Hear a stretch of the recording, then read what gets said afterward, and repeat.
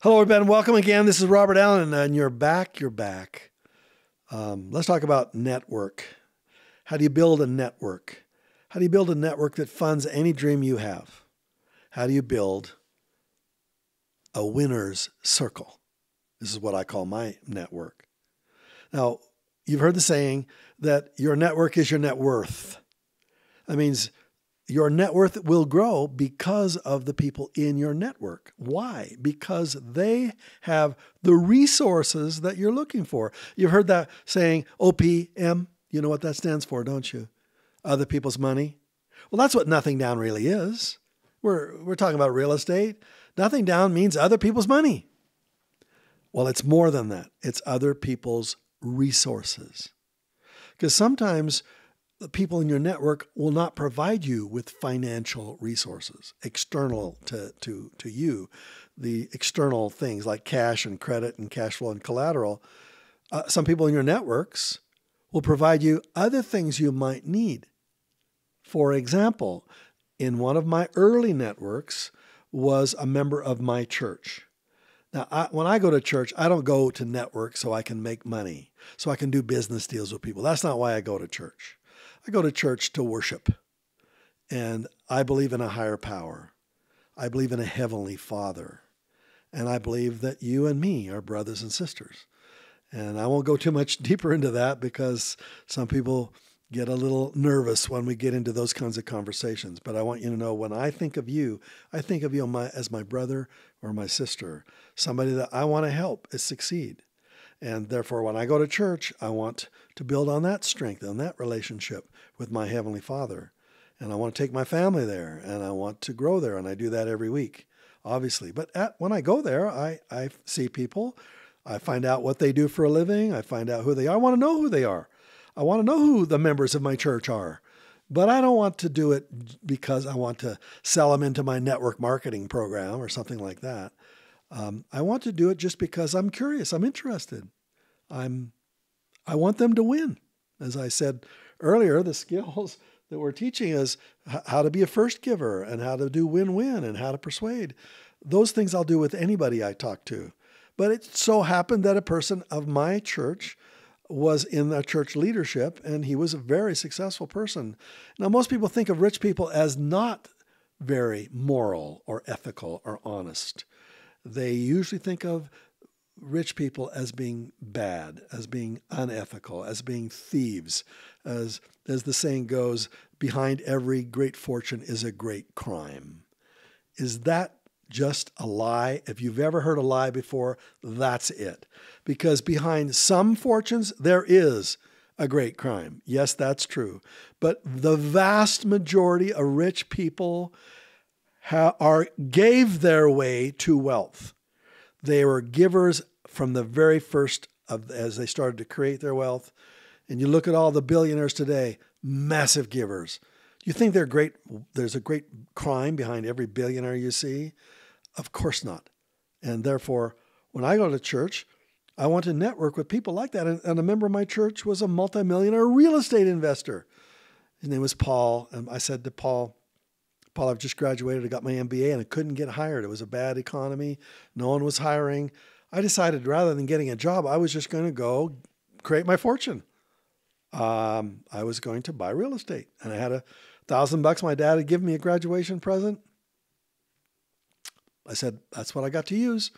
And I didn't have a job. I didn't have a steady salary expense. I actually had a car with a house with a car payment, and I had very little income. And so I went to Paul and I said, Paul, what do you got going on? What are the projects you're working on? Can I help you with some of the things you're doing? I'm having a challenge finding a job here. So what can I do to help you? Be a first giver. And he said, well, I've got this project I'm working on, and I do need some help, actually. It's a recreational area south of Provo, Utah, where I was going to school. And we're trying to sell these recreational lots, beautiful lots, mountain lots next to the streams and the trees, beautiful nature, fantastic. But the economy was soft, and he wasn't selling his land as quickly as he wanted to. So can you help me do that? And you help me to do that, I'll help you do your thing. Givers like to help givers. And so I rode in the car with him down to look at the property to figure out how to help him sell it, and found some people who would buy. And once again, I'm not very good at persuasion, but I forced myself to do stuff that was hard. And Paul didn't give me money. I never borrowed anything from him. No credit, no cash, nothing. But I did access his OPR, other people's resources. And what resource did he have? He had experience. And he could quickly evaluate a real estate deal and tell me if it was good or not. And I had found a property based on his motivation. You know, I found my first property and I showed him the deal and where it was located and what the price was and the circumstances. Should I buy it? And yes, he gave me approval. You know how important that approval was to me? I had no idea what I was doing. I read a couple of books. I'd been to a couple of seminars, but I'd never done anything. And just his approval. It's like, yeah, Bob, that's it. Go. It gives me the courage to step across the line out into my out of my comfort zone, into my uncomfort zone, into the opportunity zone. And I bought my first property. So he was part of my first network. What I'm trying to say is there are 101 people in your network that you know that are successful at something. You know people who have good marriages. How did they have that good marriage? Where half the marriages fail? Why did they succeed? They know something that you don't know. You have friends of yours who are good at losing weight, keeping the weight off, cooking food. What kind of skills do they have? Things that they're good at. Some people are good at math. Some people are good at exercising. Some people are good at money. Some people are good at investing in real estate. Some people are good at investing in the stock market. Some people are good at organization. Some people are good at cleaning things. Some people are good chefs. You know, everybody you know has a skill or two that sets them apart and makes them part what I call your winner's circle. Now, it would be nice if everyone you knew was wealthy, but they're not. But there are some people, I want you to treat these people as you put on your winner's circle as the winners in your life. They might be losers in some other area of their life. That's just his life. You're going to have people who are not good at their relationships, but they might be good at money. Maybe they got to work on that. The bottom line is nobody is perfect. Everybody has blind spots, and everybody has superpowers, as they say these days. What is your superpower? Every one of the people you know has a superpower. And I want you to spend a couple of hours on putting down a list of at least 20, 30, 40. Keep adding to the list till you get to 100. But at least write down 20 of people you know. What's their superpower? What are they good at? And then I want you to ask yourself, what do they possess that might be helpful to me somewhere down the road? I'll bet most of the people that you put on your list you haven't talked to in maybe years. They've gone on to become successful in some area of their life. You haven't kept in contact with them. If you were to call them out of the blue and say, "Hi, I need some help on this project," it would be inauthentic. It would be unethical for you to call your friendship into out of the blue and to say, "We used to know each other. I need your help now." The reason that never works is because you didn't give first. You didn't call them on the phone and say, "Hey, I'm having a great year. Tell me about your year. How can I help you? What's going on in your life? Where can I be of service to you?" No expectation of return. You're not doing it to cause them saying back to you, "Well, how can I help you? You need some money for a real estate deal?" No, you have to nurture and cultivate your network. And in the case with Paul, I had cultivated. I knew him. He knew me. I was a I think I was a Sunday school teacher in the church at that time. And I was good. That's one of my skills. And people liked it. And my class was always full.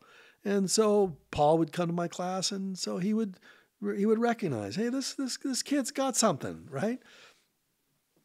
So when I talked to him, I had kind of formed a relationship with him that made it so that he was willing to listen. And I had earned the right to ask him what he was doing in his life so I could give him another gift, which was, how can I help you in your projects? The last thing you want to do to a mentor is call a mentor on the phone and say, will you be my mentor? Take those words out of your vocabulary and never say them again. Will you be my mentor?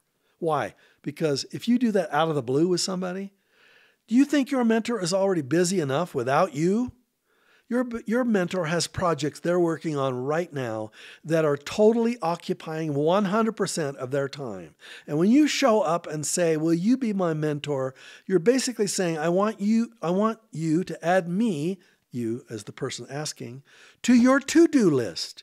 And their to-do list, I guarantee you, is full enough without you coming and asking to be part of their to-do list. No, you want to say, what are your 3 projects? What do you got going on? I'm just curious. I'd like to know how you're doing what you're doing, and if there's any way that I could just contribute. I've got a little bit extra time. Where could I help? This may not work every time for you. They may blow you off and say, I'm not interested in having you help me, because maybe they don't think you've got the smarts or the relationships, the people knowledge. Maybe they don't believe you got what it takes. But the only way you're going to know if their no is final is if you continue to softly allow yourself to offer your services to them with no expectation of return. The book Think and Grow Rich that I want to give you for free, it's one of the mindset books that I want to give you, that when you click on this link up here and you go get my book, The Challenge, How to Go From Broke to Bank in 90 Days or Less, and then the Think and Grow Rich book, I want to give that to you. Click on this link up here. Napoleon Hill, who wrote Think and Grow Rich, do you know how he got his first job? He went to the person he really wanted to work for. He did some research. And he said to them, I work for free for 90 days. At the end of 90 days, you owe me nothing. If at the end of 90 days I've proven my worth, pay me what you think I'm worth, but you are not obligated to pay me anything, zero. If you do hire me after the 90 days, then I'll expect you to make me a fair offer.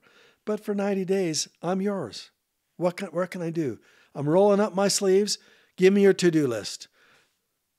That's how he got his first job. What are you doing like that with your mentors? Most of the time, you're begging, please, please, please be my mentor. That doesn't work. It didn't work in high school when you tried to get a date, and it doesn't work today. But that's not a way you persuade. You don't persuade by asking like that.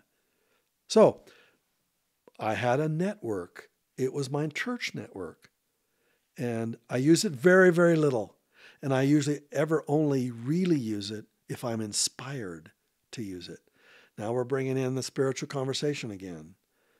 I'm inspired to do things. I believe my Heavenly Father plants thoughts, and I feel them, that this is not me thinking it up, not my intuition, but it's actually a thought that it's the right thing for me to do. The book, Nothing Down, the title for Nothing Down, that was inspired.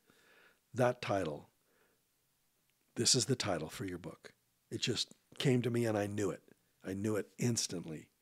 What I'm trying to say is, when I step into my spiritual realm, I very rarely do anything unless I'm inspired, because otherwise then it looks like I'm using my church relationships to my own benefit. And that's the last thing I want people to think. I want them to think like they can come to me and ask, and I'm happy to help in any way I can. And then from time to time, we do form a relationship, very rarely. But there are other groups that I have joined that where I found the OPR that I needed. I joined a group called the Executive Club early in my career. It was formed by other young professionals in my city. There was a banker, there was a dentist, there was a doctor, there was an insurance salesperson, there was a banker, there were a whole bunch of different professionals. We were not a service club like Kiwanis or some of the other great service clubs you can think of, Lions. Our motto was, we have no socially redeeming value. We showed up every 2 weeks. There was a speaker. They taught their secrets. We networked. We ate lunch. We broke bread. We learned how to like each other. We networked with each other. And I became the bird dog for that group, meaning I was the real estate guy. I found real estate deals. That's what I did 100% of my day. The dentist spent no time doing that. He spent his career doing what he did. The doctor spent time doing what he did. I spent 100% of my time looking for deals. Some I would buy for myself. Some I would partner with some of the people in that group. And I would network with them because I was their bird dog. They were my angels. So let's understand the vocabulary. A bird dog is someone who looks for deals and maybe doesn't have the financial resources, but has the time and the knowledge. An angel is someone who doesn't have the time or the knowledge, but has the money, the financial resources, or other resources like Paul in my network, in my church network. He had my approval resource. He could see where there was a good deal instantly, and therefore he told me, do it, go for it. That's how I tapped into the network there. When it came to my executive club network, I was the bird dog. They were the angel. And I did several deals. One deal I made $75,000 in cash. This was many years ago. And that was a lot of money back then. And from one deal, from one person in that group. And they earned 5 times their money, 500% on their money. And I earned even more than that. What I'm trying to say is, when you provide great benefit, value to somebody in your network, they talk, and they'll talk to other people. What are you doing? I'm doing real estate. How are you doing that? Bob is finding deals for me. Really? Then those people come talk to you. You got to produce. You got to bring good deals to people. And if you do one great deal with the expectation that they always win, and then your principles are, they win, you're a giver, they win first, and they've been persuaded by you, but they persuaded in an ethical, honest way, so that you're not taking advantage of their circumstances. You're actually making their life better. So if you take advantage of somebody's offer, the word gets out. It's called bad word of mouth. You just don't want to do that. Even if it meant you earned no profit from it. I have a student of mine who walked away from a $5 million profit because his partner, who would be the financial partner, was trying to, excuse the language, screw my student out of the deal. He's trying to negotiate, lower what he had already promised to give him. Tried to get his attorneys to notice all the problems in him as a partner. And he said, I don't need people like that in my life. You can have it all. And he walked away because he said, I'm not that kind of person you think I am. And if you think I am now, more than likely down the road as we do more deals, you'll still accuse me of something that is not true. And therefore, I refuse to be partners with somebody who questions my integrity, period. I've done that in my own life. When somebody questions my integrity, I break off that partnership. It is gone. It is done. Even though I walk away from fortunes, because that is who I am. It's a part of my soul. It's just, you just don't question those kinds of things about me. So, and one of my students said the same thing. What I'm trying to say is that when you make a deal with somebody, your word is your bond, and then you deliver like you said you would, even if it means you lose. If you said you'd do it, do it. then when people talk about you to other people, they'll say, there's a guy, there's a gal, what they say happens. That's a make it happen person. So your networks, you are surrounded by all kinds of interlocking networks in your life right now. You got school mates, you got work mates, you've got church mates, you've got other investment partners that you work in other things, you've got sports mates, you've got just friends you hang with, you've got family members, you've got all kinds of inner circling networks, and you're going to pull from all of that, like I showed you how I did with the executive club, how I did with my own church, how I would recommend you do with your charity. I would recommend you join a charity, because rich people join charities. It's where their heart is. They make money, yes, but you know where they really want? They want to build and give and love and share in their networks of charitable giving and philanthropy. Find out what your mentor is giving to and go join that charity. Give to that charity. Get on the boards of that charity. Participate with that charity. Be seen as a giver in that charity. And then one day, it may be years into this. I'm not saying this is immediate, but eventually somebody's going to say, hey, what do you do? I see you here. What do you do? What do you do for a living? Well, actually, I find incredible real estate investment bargains for a very small, exclusive group of investors. I'm the guy that finds those deals for them. I show them, and what I do for them, I turn their idle cash into multiple streams of income. When I say that to you, how does that resonate with you? It may not resonate with you at all, but that's the truth of what you're saying. And so they might go, listen, I'm not interested in real estate. You know, that's not anything. That's not on my plate at all. Thank you. I hope you have a good time. But now you've told somebody in that group, and now they know people, because your group, there are 100 people that you know, those 100 winners in your winner circle. Guess what? They know 100 people too. In the second layer outside of them is another 100 people. Therefore, your 100 times by the 100 they know is 10,000 contacts. I guarantee within those two circles around you right now are all the resources, the other people's resources you will ever need to succeed at what you want. And if you want to just blow your mind one more layer, the 100 people in the second layer, they also know 100 winners. And in the third layer, it's 100 people times 100 people times 100 people. That's 1 million people within the 3 layers. You know, they call it the 6 layers, the 6, what do they call it? 6 layers of separation, the 6 degrees of separation, or the 6 degrees of Kevin Bacon. Every movie Kevin's ever done, he knows his network is just vast, and so is yours. The 7 degrees of you, the 6 degrees of you. Your 100 knows 100 knows 100,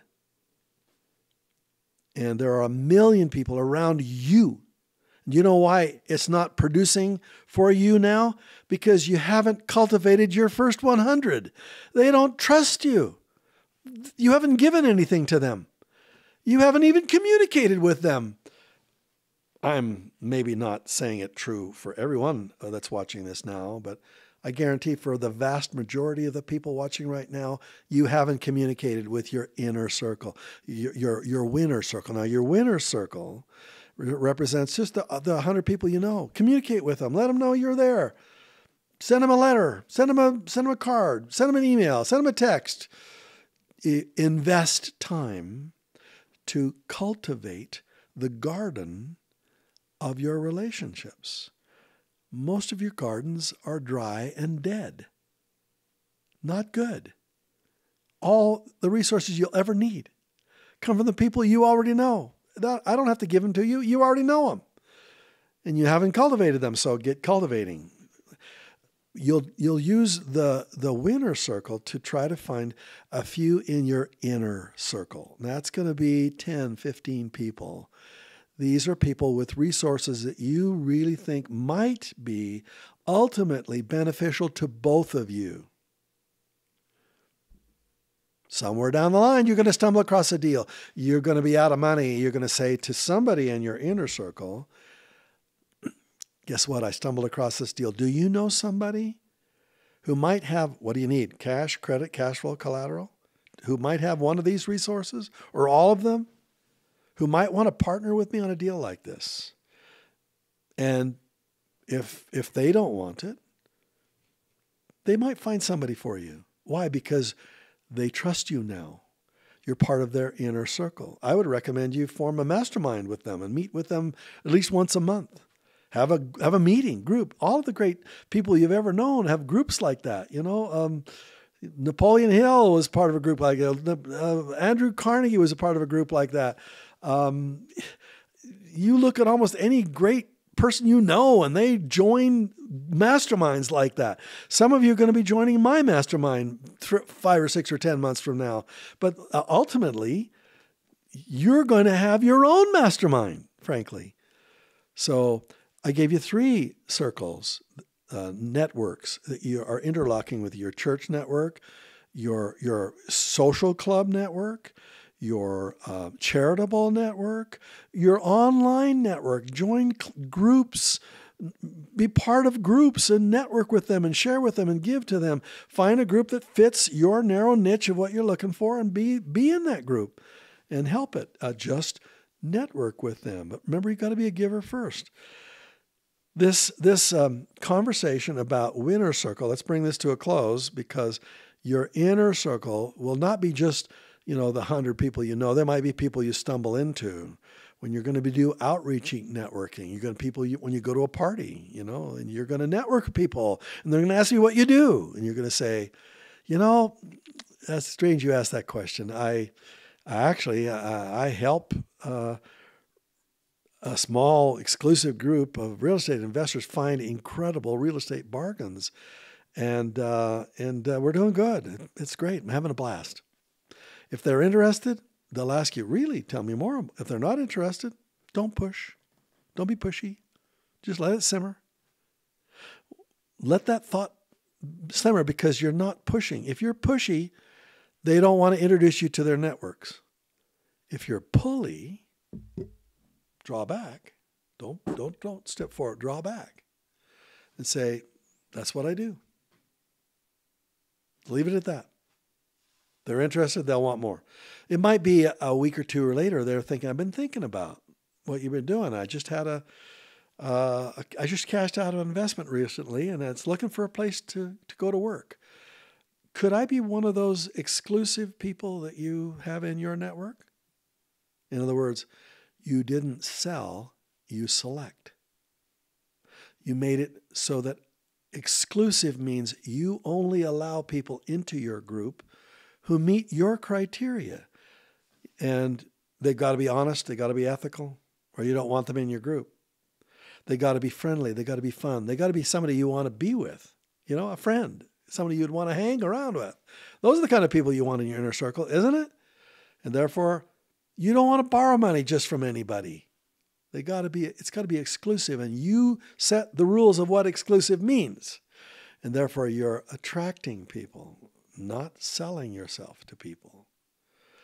And when we go deeper into that conversation in another podcast, I'll tell you more about that. But that one, you want to flip that switch from selling to selecting? You want to flip that switch? It'll change everything for you. Everything. Well, we've just gone on for the limit of a podcast. So I wish you well. We'll have other conversations as we move forward. I hope you learned something today. When you go, when you click on the link and get the book, the challenge book, which is my system of what I taught unemployed people how to have these 3 fundamental skills to be successful, click on that link and then go down below.